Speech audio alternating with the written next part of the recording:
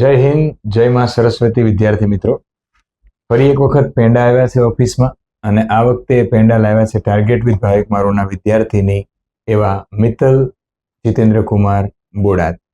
તો welcome Mittal. Thank you sir. હા, તો દોસ્તો, હમણાં જ રેવન્યુ તલાટીનું પરિણામ આવ્યું, અને જેટલા પણ વિદ્યાર્થી ભાઈઓ બહેનો જે પાસ થયા છે બધા આવતા રહેતા હોય છે ઓફિસે. આજે અમારા મિત્તલબેન આવ્યા છે. તો દોસ્તો, હું જેટલું જાણું છું મિત્તલને 2020થી જાણું છું. 2020થી આ 2026 થઈ ત્યાં સુધીની મહેનત વચ્ચે એક મોટી ઘટના જીવનમાં થઈ જવી કે તેમાંથી ઊભું થવું બહુ અઘરું હોય છે. એ ઘટના પછી પણ જ્યારે મિત્તલ સફળ થઈ છે ત્યારે હું એક ગુરુ તરીકે મિત્તલ તારા ગુરુ હોવાનો ગર્વ લઉં છું. Thank you so much sir. તો મિત્તલ, તું મને એવું કે પહેલા તો બેકગ્રાઉન્ડની થોડી ચર્ચા કર કે તારું નેટિવ ક્યાંથી છે, તું ક્યાં ભણી, શું ભણી, અને થોડું ઘર વિશે, બેકગ્રાઉન્ડ વિશે મને ચર્ચા કર. યસ સર, મારું નેટિવ છે સાબરકાંઠા, આપણે વિજયનગર બાજુ. યસ. હા, ત્યાં છે, અને અમે લોકો રહીએ છીએ અમદાવાદમાં હમણાં. અને મેં મારું ગ્રેજ્યુએશન છે એ 2017માં કમ્પ્લીટ કર્યું હતું. ઇલેક્ટ્રિકલ એન્જિનિયરિંગ કર્યું છે મેં. ઓકે. અને ચારુસેટ યુનિવર્સિટીમાંથી મેં મારું ગ્રેજ્યુએશન કમ્પ્લીટ કર્યું છે. Very good, very good. અને હું તમને એક બીજી વાત કરું દોસ્તો, તો ઇલેક્ટ્રિકલ એન્જિનિયરિંગની વાત કરું તો મિત્તલને ઇન્ટરવ્યૂ બાકી છે ડાયરેક્ટ ક્લાસ 2ની ભરતીનું. તો એના માટે પણ અમે દર્શક મિત્રો, હું, આખો સ્ટાફ અને બધા વતી તમને કોંગ્રેચ્યુલેશન. Thank you sir. બરોબર, અને wish you good luck. Thank you so much. તો મિત્તલ, 2020થી તૈયારી શરૂ કરી અને આ થઈ ગઈ 2026. તો એ તૈયારી શરૂ કરી એના વિશે થોડી માહિતી, અને વચ્ચે કેવો સંઘર્ષ કર્યો એની થોડી માહિતી વિદ્યાર્થીઓને આપીએ. સર, મેં પહેલા 2020માં તૈયારી ચાલુ કરી ત્યારે મને કોઈ જ આઈડિયા નહોતો કે આવી રીતના તલાટી છે, ક્લાર્કની એક્ઝામ છે, એના વિશે મને કોઈ આઈડિયા નહોતો. કારણ કે હું જે તૈયારી કરતી હતી ને ટેકનિકલની જ કરતી હતી, એટલે મને કોઈ આઈડિયા નહોતો. પણ પછી મારી ફ્રેન્ડ છે મોનાલી કરીને, એને મને તમારા વિશે જણાવ્યું કે આમના લેક્ચર તું જો, કે એમાં બહુ સારું ભણાવે છે સર. અને એને મને ગુજરાતી વ્યાકરણના લેક્ચરનું કીધું હતું પહેલા, કે તું એ સરના લેક્ચર જો, ભાવિક મારું સરના લેક્ચર જો, તને બહુ સારું એવું ખબર પડશે. તો મેં યુટ્યુબમાં તમારા લેક્ચર ચાલુ કર્યા 2020માં. હા, ઓકે, યુટ્યુબમાં જ ચાલુ કર્યા. પછી મેં હિસ્ટ્રીના લેક્ચર ચાલુ કર્યા. અચ્છા. તો હિસ્ટ્રીના લેક્ચરમાં મેં યુટ્યુબમાં જોતી હતી ને, તો પેલું કેવું કે પછી તમારે મીન્સ કે આગળ વિડીયો જોવા હોય તો તમારે એપ્લિકેશન લેવી પડે, કેમ કે આપણે યુટ્યુબમાં બધું ફ્રી નથી. હા, એ જ. બરોબર. એટલે પછી મેં કીધું કે હું એપ્લિકેશન લઈને જોઉં એમ, કારણ કે મને હિસ્ટ્રીના લેક્ચર બહુ જ ગમ્યા. કારણ કે મેં ક્લાસ નતા કર્યા, જીકેના મેં કોઈ બી ક્લાસ નતા કર્યા, મેં તમારા જ લેક્ચર જોઈને બધું કર્યું છે. Yes, yes. ઓકે. તો પછી એપ્લિકેશનમાં શરૂઆત કરી. એપ્લિકેશનમાં રોજ સવારે 5 વાગે ઉઠીને તમારા લેક્ચરથી ચાલુ કરતી હતી હું. મોર્નિંગમાં આટલા વહેલા. એન્જિનિયરિંગ કર્યા પછી તમારી લાઈફસ્ટાઈલ આખી અલગ હોય. એન્જિનિયરિંગ કર્યું એટલે થોડીક એવી હવા હોય કે આપણે બીજા કરતા અલગ છીએ. ત્યારે વહેલા જાગવું, વાંચવું, એ બધું 12 સાયન્સ વખતે કર્યું, પછી છોડી દેવાની ઈચ્છા થાય. છતાં પણ લાઈફમાં કંઈક બનવા માટે એ કન્ટિન્યુટી રાખી કે મહેનત કરવી પડશે, તો જ સાયન્સ પાસ થયું, તો જ એન્જિનિયરિંગ થયું, અને તો જ સરકારી નોકરી મળશે. બરોબર. અને વચ્ચે કોઈ એવું ન નક્કી કર્યું કે ભાઈ હું ઇલેક્ટ્રિકલ એન્જિનિયર છું તો હું ઇલેક્ટ્રિકલ એન્જિનિયરિંગની જ પરીક્ષા આપીશ. જે પણ તૈયારી થાય છે એ કરી અને સરકારી નોકરીએ લાગીશું. બરોબર છે. આ સમય દરમિયાન તૈયારીમાં કોઈ વાર કંટાળો ન આવ્યો કે ભાઈ આટલી બધી તૈયારી, વર્ષો લાગી ગયા, તો કંટાળો ન આવ્યો? કંટાળો તો મને આવતો હતો કોક વાર, કે એવું થઈ જાય કે હવે શું કહેવાય કે મૂકી દેવું છે એમ, કોક વાર એવું થઈ જાય. પણ પછી જયારે હું મારા પપ્પાને જોતી ને, તો મને બહુ મોટિવેશન મળતું. કારણ કે મારા ફાધર પહેલા PSI હતા અને પછી PI બન્યા. તો હું એમને જોતી ને તો મને એવું લાગતું કે ના, મારે પણ ગવર્મેન્ટમાં જ જવું છે. યસ. એવું દોસ્તો, હું તમને વાત કરું તો કે મિત્તલના ફાધર PSI હતા, અને PI નું પ્રમોશન આવ્યું, અને ડાંગમાં એમની ડ્યુટી હતી, અને એમની પોસ્ટિંગ ત્યાં થઈ હતી. અને 2023માં હમણાં જ દોસ્તો એમનો સ્વર્ગવાસ થયો. એટલે એવી પરિસ્થિતિમાં એક પોલીસની દીકરી હિંમત ન છોડી, એના પિતા સામે જોયું કે મારા બાપા હોત તો એમનું એક જ સપનું હતું કે હું તૈયારી કરું છું ક્યારેક સરકારી નોકરીએ લાગુ. એ જીવતા જીવત ભલે ન જોઈ શક્યા, પણ આજે એમને ઉપરથી એ જોતા હશે કે મારી દીકરીએ કરીને દેખાડ્યું, હજી તો દીકરી ઘણી આગળ વધવાની છે. આવા સંજોગોમાં ક્યાંય થોડો સમય છોડી દેવું, ડિપ્રેશનમાં આવવું, દુઃખમાં આવવું, આવી કોઈ ઘટના થઈ હતી કે કેમ? પહેલા જ્યારે આ બધું થયું ને ત્યારે મને એવું હતું કે ત્યારે મારી એક્ઝામ આવતી હતી તલાટીની ને બધી, જુનિયર ક્લાર્ક ને એ બધી.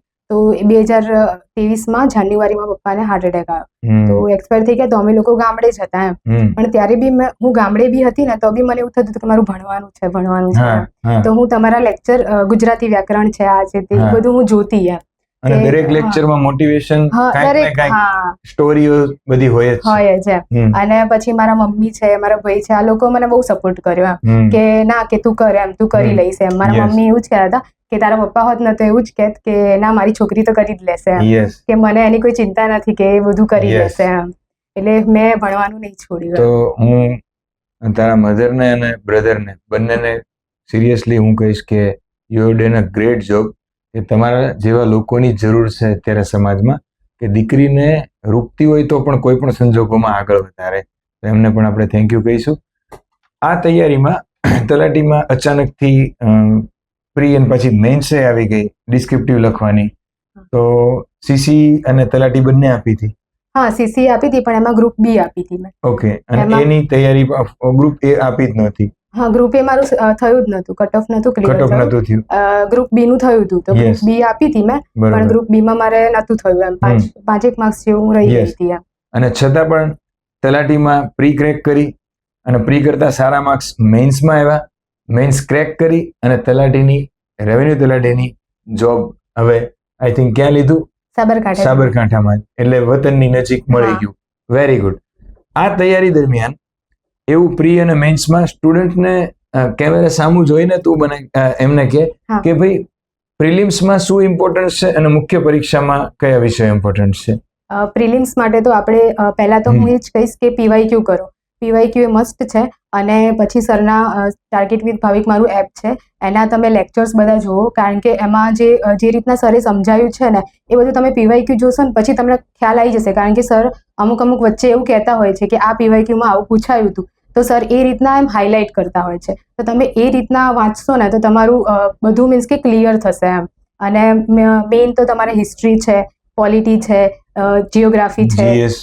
મેન્સમાં એ પહેલેથી તૈયારી કરવાની જેથી મેન્સમાં કામ આવે. હા, અને એ રીતના જ એટલે તમે બધું આમ પ્રોપર જ કરો કે જેથી તમારે મેન્સ આવે ને તો તમને એવું ના થાય કે તમે પ્રિલિમ્સ જ કરી છે ને મેન્સ બાકી છે, એવું ના થાય. હવે હું વિદ્યાર્થીઓને સિરિયસલી એક વોર્નિંગ આપીશ કે એ આમના અનુભવ પરથી,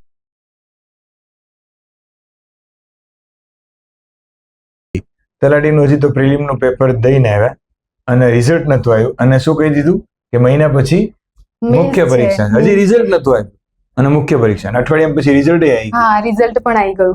અને પછી જયારે મેન્સ આવી ને ત્યારે મને જે પાછળ બધું વાંચ્યું હતું ને એ જ બધું મને કામ લાગ્યું છે. એટલે કે મેં પ્રોપર જે રીતના સરે કીધું હતું અને જે રીતના સરે ભણાવ્યું હતું એ રીતના મેં વાંચ્યું હતું ને એટલે એ મને વસ્તુ કામ આવી. બાકી 15 દિવસમાં તૈયારી ના જ થાય મેન્સ માટે તો. ડેફિનેટલી. એ તમે જીએસ પહેલેથી જ એવું ડિટેલમાં ભણ્યા હોય, એક મુદ્દાઓના આપણા વિડીયો બનાવતા, પહેલા તો લાંબા વિડીયો નહીં, પહેલા તો એકદમ ટૂંકા વિડીયો હતા કે કુમારપાળ તો કુમારપાળ જ એમાં હોય, સિદ્ધરાજ તો સિદ્ધરાજ જ હોય. આ એક એક્ઝામ્પલ આપું. એવી જ રીતે પોલિટી હોય કે બધા. તો દોસ્તો પહેલા કન્ટેન્ટ ભણવું પડે, એ કન્ટેન્ટના આધારે ચર્ચા સર કરતા હોય ત્યારે થોડું પોતે લખવું પડે, સમજવું પડે. તો ડિસ્ક્રિપ્ટિવ વર્ણનાત્મક છે એ કઈ અઘરું નથી અને તમે સફળ થઈ શકો. હવે પ્રિલિમ્સ માટે Gujarati, English, maths, reasoning compulsory થઈ ગયું. તો સ્કોર આપણે કરવો હોય અને જલ્દી પેપર પૂરું કરવું હોય તો પહેલા હું છોકરાઓને સજેશન એવું આપતો હોય કે ગુજરાતી, ઇંગ્લિશ પહેલા કરો, તમને મેં કીધું હતું, અને મેથ્સ, રીઝનિંગ પછી કરજો. તો ઘણા છોકરા એમ થાય કે ના સર તો ગુજરાતી, ઇંગ્લિશ ભણાવે છે એટલે પોતાના વિષયની સારી વાત કરે છે. શું ખરેખર રિયાલિટી શું છે તું વિદ્યાર્થીઓને કે? મેં જ્યારે સીસી ની એક્ઝામ આપી હતી ને તો એમાં ગુજરાતી, ઇંગ્લિશ પછી મેથ્સ, રીઝનિંગ આવું હતું, બરાબર. તો પહેલા મેં છે ને ગુજરાતી સોલ્વ કર્યું, પછી ઇંગ્લિશ સોલ્વ કર્યું, અને પછી મેં રીઝનિંગ કર્યું, અને પછી મેં મેથ્સ કર્યું હતું. યસ, આ જ વસ્તુ હું તમને ફરી એક વખત કહું છું. આ છે ને પ્રયોગ કહેવાય, કે પ્રયોગ જે વિદ્યાર્થીઓની ઉપર અમે કર્યા એ સાચા સફળ થયા. કેમ કે અમે જિંદગીમાં પરીક્ષાઓ પાસ કરીને બેઠા છીએ. અમને ખબર છે કે મેથ્સ, રીઝનિંગ એવી વસ્તુ એન્જિનિયરિંગ, હાયર એન્જિનિયરિંગ, મેથેમેટિક્સમાં ગુજરાતમાં કોઈના 100માંથી 100 નહીં હોય. હિસ્ટ્રીમાં એ મારે આવેલા. છતાં મને મેથ્સનો ડર લાગતો હતો કેમ કે ત્યાં આગળ સંકલન, વિકલન ને એવું બધું હતું. અહીંયા આગળ પાછું સ્કૂલિંગનું હતું. તો મેથ્સમાં હું પણ ડરતો હતો સ્પર્ધાત્મક પરીક્ષામાં. ભલે 100માંથી 100 આવ્યા હતા એક જમાનામાં. અને એ મેથ્સ હંમેશા ટાઈમ લઈ લે. એમાંય તમે મેથ્સનો આખો દાખલો ગણો, જવાબ આવી જાય. હા. પણ જો ઓપ્શનમાં ચારેમાં એક જ જવાબ ન હોય એટલે ના. પાછો એનો દાખલો ગણવાનો, એ ટાઈમ લઈ જાય. એટલે હા. દોસ્તો હંમેશા કહું, માતૃભાષા ગુજરાતી સૌથી પહેલા ટીક કરો. આવડશે તો આવડશે, નહીં આવડે તો ઈ. હમ. ઇંગ્લિશમાં એવું જ છે કે વ્યાકરણ આવડશે તો આવડશે, નહીતર ઈ. પછી તમે લોકો, હું તો કહું છું હવે GA + CA આવ્યું, હા. તો એ પહેલા કરો હા. ત્રીજા નંબરે. કેમ કે જો આવડવાનું છે તો આવડવાનું છે, નહીતર નહીં. પછી રીઝનિંગ કરો ને મેથ્સ. મેથ્સમાં કેવું હોય, નો આવડતું હોય ને તો ઓપ્શન ઉપરથી છેલ્લે સમય હોય ને તો તમે કરી શકો. કરી શકાય. બરોબર? એટલે આ પેટર્નને ફોલો કરજો અને મેન્સની તૈયારી પ્રિલિમની સાથે હંમેશા કરતી રહેવાની, હા, નહીતર અઘરું પડી જાય અઘરું છેલ્લે. પડી જાય. બરોબર? તો બીજું કઈ વિદ્યાર્થીઓને કઈ સજેશન્સ કે ગાઈડન્સ આપવું છે? બસ એટલું ગાઈડન્સ આપીશ કે સરની એપ્લિકેશનમાંથી તમે કરો છો તો બહુ સારી રીતે કરજો તૈયારી, અને નોટ્સ બનાવો બધા જ સબ્જેક્ટની, તો તમારે બહુ સારું રહેશે. બુક્સ તો સરની છે જ, પણ સાથે સાથે નોટ્સ બનાવશો ને તો તમને મેન્સમાં બહુ સારું કામ લાગશે. Thank you so much. Interview શરૂ કઈ રીતે થયું એ માં સરસ્વતીના સાનિધ્યમાં કહું છું, અને બેન પાસ થઈ છે એટલે એ પણ સફળતાના આરે છે. ઇન્ટરવ્યુ પહેલા મિત્તલ છે એ ડરતી હતી, ત્યારે મેં એને કીધું કે હું ઇન્ટરવ્યુમાં શું પૂછવાનો છે એની કોઈ તને વાત જ નથી કરવાની, આપણે બે ખાલી વાતો જ કરવાની છે. એ જ રીતે આ ઇન્ટરવ્યુ છે એ થયું છે. બેનને એવું લાગે છે એટલે એમણે એવું કીધું કે ભાઈ સરની એપ્લિકેશન યુઝ કરો. બાકી હું તો એવું કહું છું, તમને જે પણ યોગ્ય માર્ગદર્શક લાગતો હોય કે ભાઈ તમને છેલ્લે સુધી તમારું ધ્યાન રાખશે એવા લોકોની સાથે તમે જોડાઓ. પણ તૈયારી મેં કીધું એમ કે અત્યારમાંથી તમારે સિલેબસ વાઇઝ કરવી પડશે, પ્રી અને મેન્સની બંનેની. જેમાં મેન્સ નથી આવતી તો પ્રીના સિલેબસના એક એક ટોપિક વાઇઝ હવે તૈયારી કરશો, ત્યારે તમને મિત્તલની જેમ સફળતા મળશે, અને માં સરસ્વતી તમને જલ્દીથી મિત્તલની જેમ સરકારી નોકરી આપે એવી સફળતાના આશીર્વાદ સાથે આજનો વિડીયો આપણે પૂર્ણ કરીએ છીએ. જય માં સરસ્વતી. જય માં સરસ્વતી.